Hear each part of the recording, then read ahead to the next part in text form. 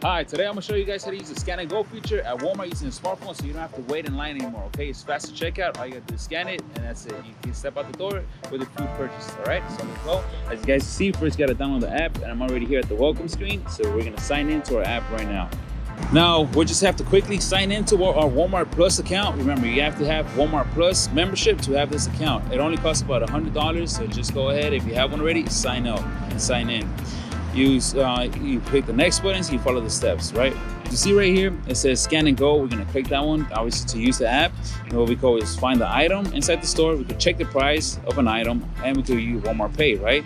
Before that, let me mention that you guys obviously have to check out your wallet. Go to account settings, check your wallet, because you want to see your item, your credit cards or EBT card that you want to use to actually pay the food, right? Or any item. Now remember, whatever it is, your EBT card is already connected, or your credit card, your debit card is already connected from your previous purchases, right?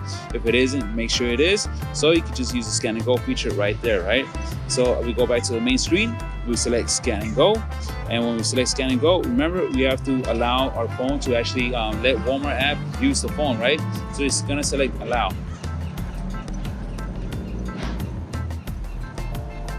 Remember, if you don't let Walmart app you have access to your camera phone, then you're not going to be able to scan it or even use the app to use this feature, right? So make sure you allow it to actually be able to use it, all right? So let's see, for example, we put deny, it says camera access required, all right? So make sure you select allow to be able to use it.